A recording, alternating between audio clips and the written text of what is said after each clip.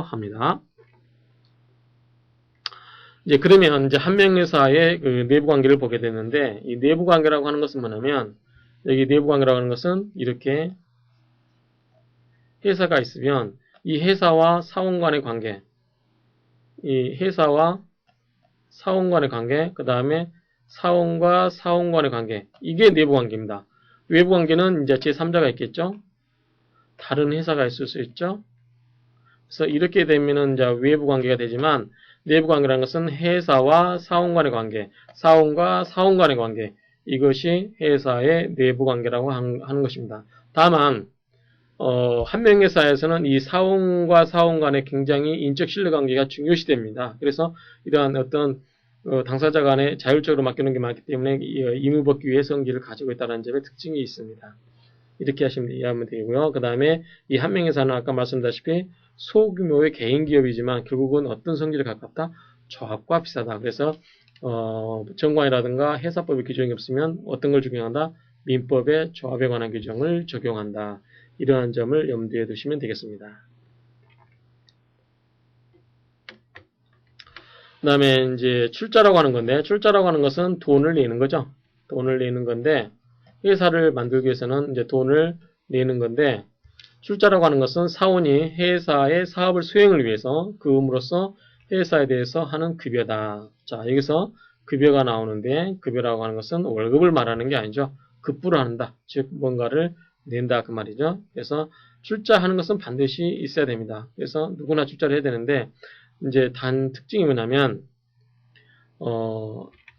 출자가 뭐냐면, 이 재산을 보통 우리가 생각하기 쉬운데, 회사에 대해서 출자할 때 재산을 생각해야 되는데, 이 노무와 신용, 노무라는 것은 노동의 대가를 말하는 거고, 신용이라는 것은 그 사람의 신용을 출자하는 거죠.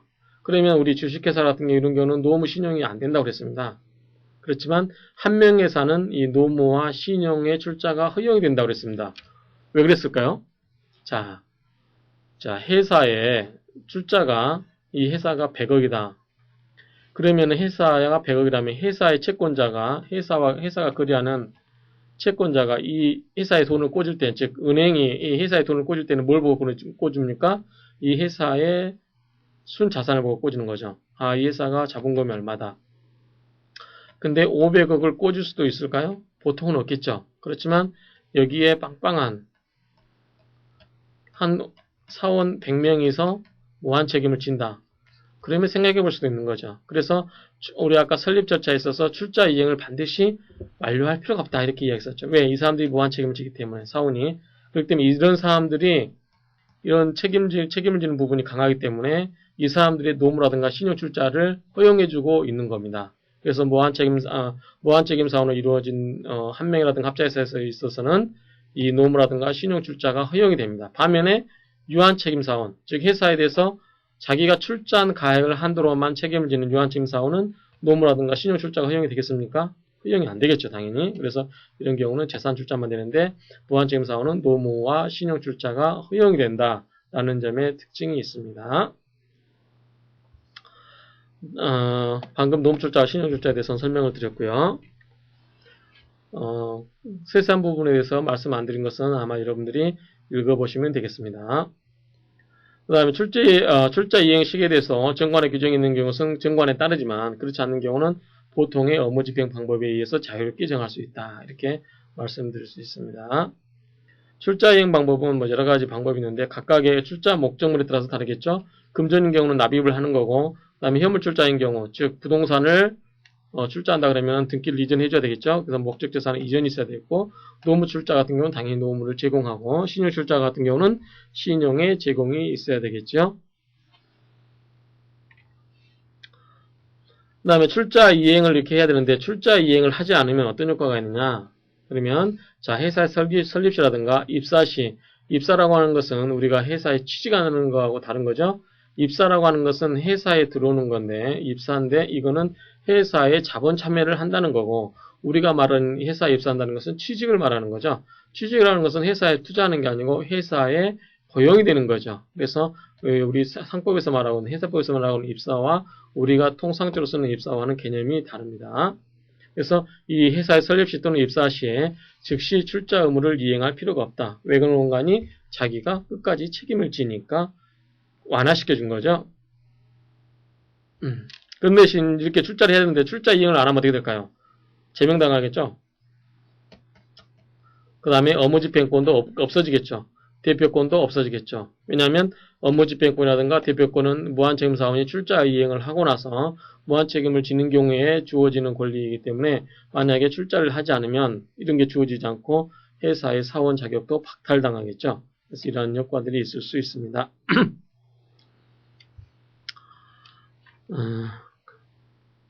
그 다음에 이제 업무집행권인데 업무집행권도 무한책임지는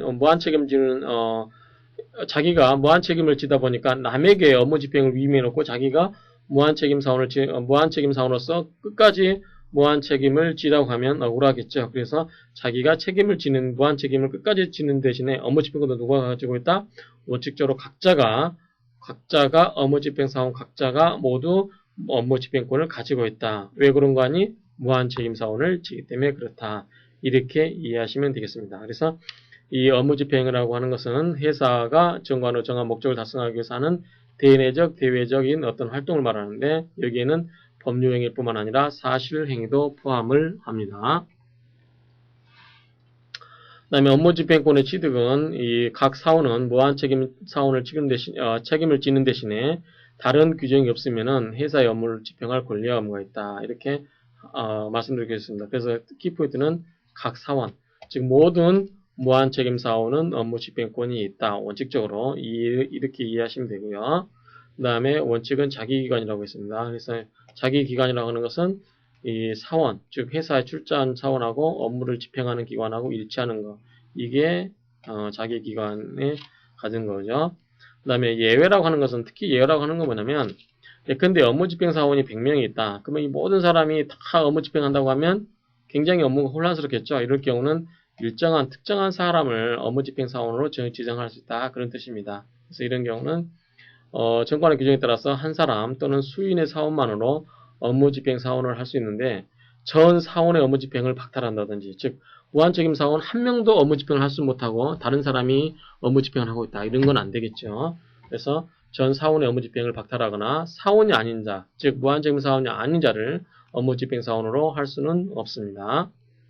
그 다음에 정관으로 사원의 일인 또는 수인을 업무집행자원으로 정하는 경우는 그 사원이 회사의 업무를 집행한다. 즉 이때는 여러 사람이 뽑아놓은 여러 사람이 업무집행사원을 한다. 이렇게 이해하시면 되겠습니다.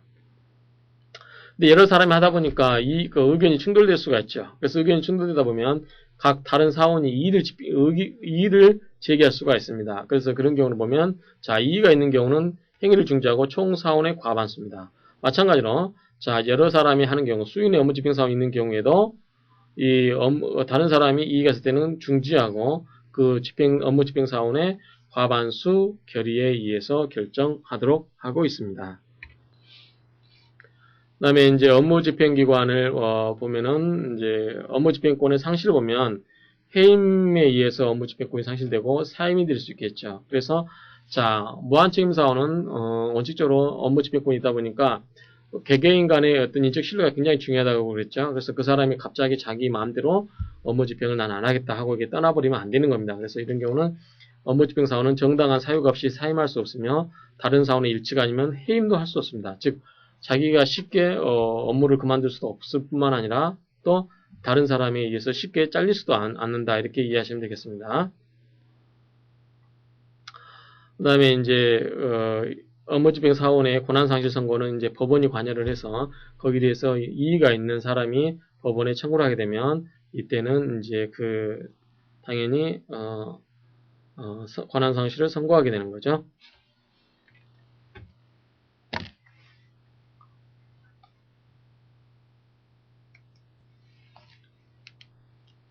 이번에는 업무집행기관과 회사의 관계를 보게 되면 한 명의 회사 무한책임사원은 중복되는 이야기지만 계속해서 무한책임을 지는 대신에 원칙적으로 모든 사원에게 회사의 업무를 집행할 권리와 의무가 있다. 그 다음에 소유와 경영이 분리되지 않다. 이런 점은 아까 말씀드렸습니다. 그 다음에 이제 그 여러 가지 경우에는 일정한 경우는 이제 등기를 하도록 하고 있고요. 의사결정은 이제 총사원의 과반수로서 합니다. 그 다음에 여기서 여러분들이 알아들 게 이제 두수주입니다. 무슨 소린 거 아니? 한 명 회사가 이렇게 있는데 여기에 투자자 사원 A, B, C, D가 있는데 이 사람은 1억, 이 사람은 2억, 이 사람은 3억, 이 사람은 4억 이렇게 투자를 해서 총 얼마냐면 10억이 되겠죠. 그러면 우리 주식회사 같으면 A는 1억 원어치의 주식을 갖고 있기 때문에 1억 원어치에 해당되는 주식을 갖고 있을 수 있겠죠. 예컨대 한 주에 만 원이라면 만 주의 주식이 있겠죠. 그러면 만 주만큼 의결권이 있습니다. B는 A의 2배, C는 3배, D는 4배 이런 식으로 의결권이 많이 있음에 반해서 한 명 회사 같은 경우는 얼마를 투자했던 간에 한 사람은 한 개만 의결권이 있습니다. 그래서 A도 하나, B도 하나, C도 하나, D도 하나 이거를 두수주라고 합니다. 그래서 사람 머리에 따라서 결정되는 그러한 두수주를 채택하고 있다는 점이 특징입니다. 그러니까 이 점은 반드시 이해를 하시면 됩니다. 그 다음에 사원총회가 없기 때문에 의결권의 대리행사가 인정이 되지 않습니다. 그래서 이 점도 알아두시고요. 주식회사 같은 경우는 의결권 대리행사가 인정이 됩니다만 심지어는 어떤 사람은 찬성과 반대를 자기가 갖고 있는 주식수를 절반을 나눠서 찬성과 반대로 이렇게 할 수도 있지만 이런 것 한 명 회사에서는 의결권 대리행사가 인정되고 있지 않다는 점, 이 점도 알아두시기 바랍니다. 업무 집행의 실행의 방법은 보면 원칙적으로 각자가 독립을 해서 회사의 업무 집행을 할 수 있습니다.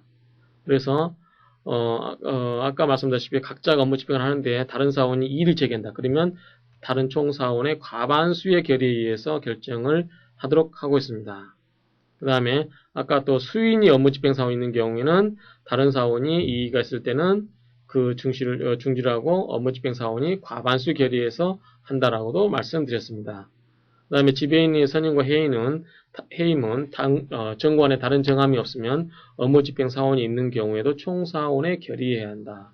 자, 지배인은 아마 여러분들이 상법 총칙 시간에 배우신 분도 있겠지만 영업에 관한 모든 포괄적인 권한을 갖고 있는 사람입니다. 그래서 이런 거를 선임과 해임은 중요한 사항이기 때문에 수인의 업무 집행 사원이 있는 경우에도 총사원의 과반수로서 결정하도록 하고 있다. 그 다음에 당연히 정관의 변경이라든가 회사 해산 이 경우는 모든 이 회사의 사원의 이해관계에 얽혀있는 부분이죠. 그렇기 때문에 이런 경우에는 이 총사원의 동의가 있어야 된다. 이 점은 당연한 얘기겠죠.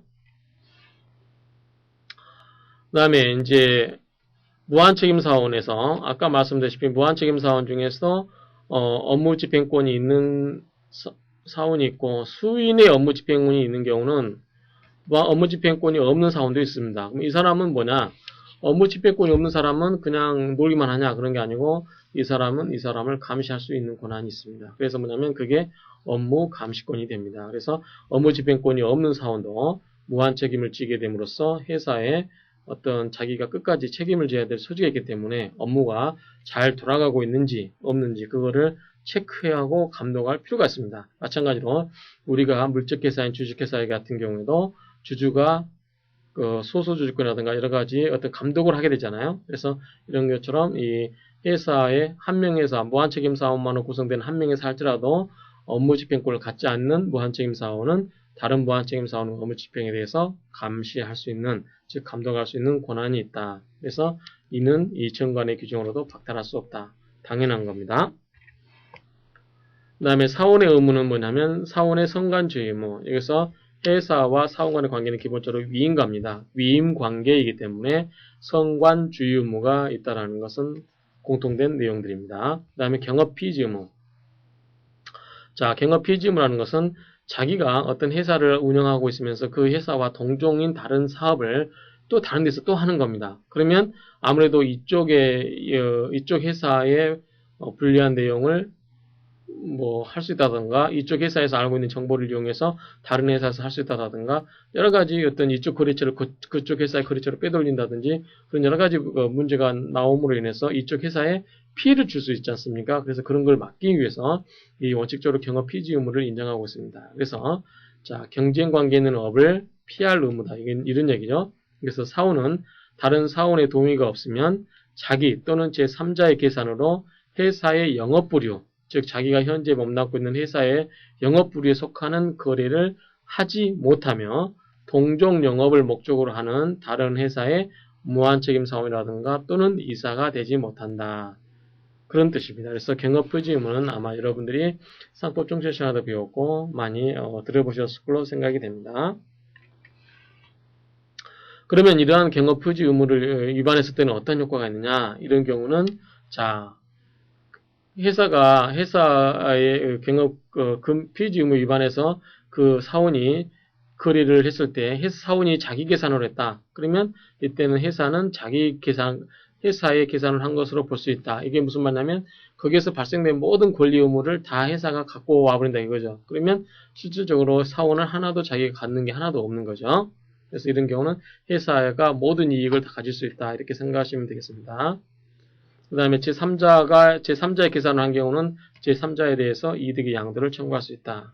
그 다음에 이런 경우에도 그 사원에 대해서는 또 뭐까지 할 수 있다? 손해배상 청구까지 할 수 있다. 그래서 사원이 자기 명의라든가 제3자의 명의로서 회사에 그 거래를 한 경우는 그러한 경우는 모든 이익을 가져올 수 있을 뿐만 아니라 그 사원에 대해서 손해배상까지도 청구할 수 있다. 이렇게 생각하시면 되겠고요. 그러면 자 이런 경우는 어떤 게 그러면 승낙을 받고 하면 괜찮겠죠. 이런 경우는 다른 사원 과반수의 결의에서 승낙을 해줘야 되고 다른 사원의 1인이 그 거래를 안 날로부터 2주간을 경고하거나 거래가 있은 날로부터 1년을 경고하면 이것은 소멸한다. 즉 경업피지 의무는 거래를 안 날로부터 2주 그 다음에 거래가 있은 날로부터 1년 내에 그것을 행사를 해서 뺏어야 된다. 이렇게 말씀드릴 수 있습니다. 그 다음에 이게 위반하면 개입권, 말씀드렸다시피 이게 개입권입니다. 이게 개입권에다가 이건 뭐죠? 손해배상 청구권. 손해배상 청구권에다가 아울러서 그 사원의 제명을 청구할 수 있습니다. 왜냐하면 경업피지 의무를 위반한 거기 때문에 그렇습니다. 그래서 경업피지 의무를 위반한 이사는 자기가 누리려고 했던 법적 효과를 회사에 다 뺏기고 아울러서 손해배상도 책임을 질 수도 있고 또는 자기가 그 회사에서 쫓겨날 수도 있습니다. 즉 사원의 자격을 박탈당할 수도 있습니다. 자기거래 제한인데 이거는 아마 회사가 거래를 하면서 예컨대 쉽게 이야기해서 회사에 사원이 있습니다. 자 회사가 사업을 하다 보니까 지점을 내야 되겠어요. 지점을 내야 되는데 어떤 빌딩을 하나 이렇게 빌리려고 하는데 빌딩을 빌리려고 하는데 현재 빌딩을 연 10억이면 빌릴 수 있습니다. 원 10억이면 빌릴 수 있는데 이거를 자기가 거래하면서 이거를 예컨대 뭐 30억이라든가 이런 식으로 하는 겁니다. 그럼 자기가 여기서 20억을 먹는 거죠. 그래서 이런 경우는 회사가 회사의 사원이 자기 거래를 함으로써 회사에 손실을 끼치고 자기의 이익을 추구하는 그런 행위를 하려고 했을 경우에 이런 경우는 원칙적으로 이런 거래는 못하도록 합니다. 다만 여기서 다른 사원이 오케이 했을 때는 문제가 없습니다. 그래서 무조건 반대할 만한 능성이 아니고 만약 이렇게 하더라도 그 지역에서 이 빌딩이 가장 좋아서 영업하기에 가장 좋다. 그러면 반드시 이 건물이 필요하겠죠. 그런데 오히려 임대료를 적게 주거나 시세와 똑같이 준다. 그럴 경우는 굳이 그 건물을 피해서 다른 건물에 임대할 필요는 없겠죠. 그래서 굳이 그런 경우는 할 필요가 없기 때문에 그런 경우는 회사의 자율성을 강조해서 다른 사원이 동의가 있으면 이런 경우는 허용된다. 이렇게 생각하시면 되겠습니다. 그 다음에 손익을 분배하는데 우리가 의결권은 무슨 주라고 했죠? 두수주라고 했죠? 머리수에 따라서 한다고 했습니다. 그러면 1억을 투자했든 2억을 투자했든 3억을 투자했든 똑같이 하는데 차이가 뭐냐? 손익을 나눌 때만 차이가 납니다. 자기가 투자했던 금액만큼의 이익을 나눌 때는 많이 투자한 사람이 많이 먹는 건 당연하겠죠. 그래서 그런 경우에만 차이가 있고 의결권은 1인 1표 두수주에 따른다. 이렇게 말씀드렸습니다. 자, 이익이라고 하는 것은 대차 대조표상의 순재산액이 회사의 자본 즉 사원의 재산 출자 총액을 초과한 경우 그 초과액을 말하고 반대는 손실이라고 한다. 노무 출자라든가 신용 출자 평가액은 손익계산의 기초가 되는 자본 중에는 산입하지 않습니다. 산입할 수 없겠죠. 노무와 신용을 어떻게 평가를 하겠습니까? 그다음 손익분배의 표준은 상법의 규정이 없습니다. 그래서 정관이라든가 총사원의 동의로서 자유로이 정할 수 있겠죠. 없으면은 민법 조합이 적용된다는 거 누차 말씀드렸습니다. 그 다음에 이제 출자 가액에 비례해서 손익분배의 비율이 정해지고 그래서 이런 경우는 출자 가액 예컨대 아까 말씀드렸다시피 A, B, C, D가 1억, 2억, 3억, 4억 투자를 사했을 때 순이익이 10억이다. 그럼 얼마씩 가져가겠습니까? 1억 가져가겠죠. 2억 가져가겠죠. 3억 가져가겠죠. 4억 가져가겠죠. 그렇지만 의결권은 1인 1표지만 손익분배함에 있어서는 이런 경우에는 손익분배에 비례한다. 출자 가액에 비례해서 손익을 분배를 한다. 마찬가지로 손해가 났을 때는 내권했을 때는 더 적게, 더 많이 이런 식으로 손익을 분배하는 의미가 있다. 이렇게 이해하시면 되겠습니다. 이제 시기에 대해서는 규정이 없으면은 이제 결산기에 지급하는 게 일반이겠죠. 매 결산기에 지급하는 게 일반적이겠습니다. 그 다음에 방법은 손익분배의 방법은 원칙적으로 금전배당이 원칙입니다. 원칙적으로 금전배당을 현실적으로 해야 됩니다. 그래서 이런 경우를 하고 또 회사에 나머지 돈을 다 할 필요도 없고 적립할 수도 있겠죠. 적립할 수도 있고 뭐 놔둔 겁니다. 그 다음에 뭐 법정 주식회사와 달리해서 자본 유지 원칙이 없으므로 법정 준비금 제도도 없고 이익이 없는 경우에도 배당을 할 수 있다. 이거는 뭐냐면 주식회사는 이익이 없으면 배당을 할 수가 없습니다. 그렇지만 한명회사 같은 경우는 이익이 없어도 있는 돈을 가지고 자본에서 배당을 할 수도 있습니다. 왜 그럴까요? 회사의 자본이 부족하면 누가 책임진다? 출자한 사원들이 자기의 무한 책임을 진다. 그렇기 때문에 가능한 것입니다. 그 다음에 이제 회사에서 지분이라는 게 의미가 있는데 한명회사 지분이 뭐냐면 두 가지 의미가 있습니다. 그래서 사원권으로서의 의미가 있고 계산상의 수익 이런 건 뭐냐면 회사에 아까 말씀드렸다시피 계산을 할 때 뭐 이익 배당을 한다든지 그 다음에 뭐 여러 가지 경우에 이제 손실 분배라든가 이익 배당할 경우 그런 경우에 계산상의 방법으로서 수익으로서 이 의미가 있고 하나의 방법은 또 하나의 의미는 이 사원권으로서의 지분이 있다 이렇게 이해하시면 되겠습니다.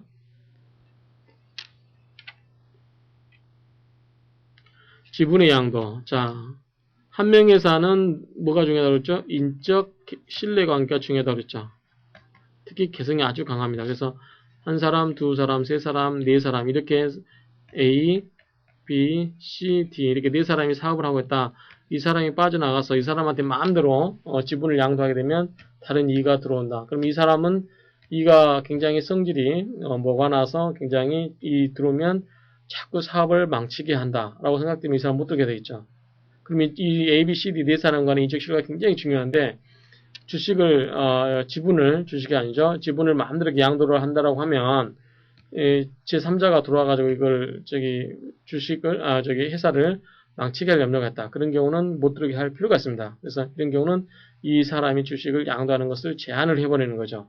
그래서 이거를 뭐냐면 이 사람 다른 A, B, C의 동의를 받고서야 주식을 양도할 수 있다든지 그렇게 하는 걸 말씀드릴 수 있겠습니다. 그래서 지분의 양도를 보면 사원은 다른 사원의 동의를 얻지 못하면 그 지분의 전부 또는 일부를 타인에게 양도하지 못한다 이렇게 되어 있습니다. 그래서 근데 이거는 이제 의무법규고요. 그래서 지분 양도를 제3자에 대항하기 위해서는 지분 양도에 따른 정관 변경의 등기가 필요하다. 이렇게 하시고요.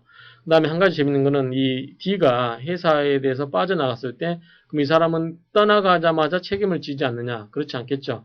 회사 영업이라는 것은 꾸준히 일정한 시기를 두고 계속 이렇게 유지되는 거 아닙니까? 그래서 이럴 경우에 이 사람이 이 시점에 나갔다고 해서 그 전에 거래가 있을 수도 있고 그 거래에 관여할 수도 있었잖아요. 그래서 이런 경우에 떠나가자마자 회사에 대해서 책임이 없다라고 하면 안 되기 때문에 떠난 후로부터 2년간 2년간에 대해서는 그 전에 이루어진 책임에 대해서도 책임이 있다라고 상법은 규정하고 있습니다. 그래서 양도인은 이러한 등기 후 2년 내에 등기 전에 생긴 회사의 채무에 대해서도 다른 사원과 동일한 책임을 지도록 하고 있는 것입니다. 그 다음에 지분의 상속.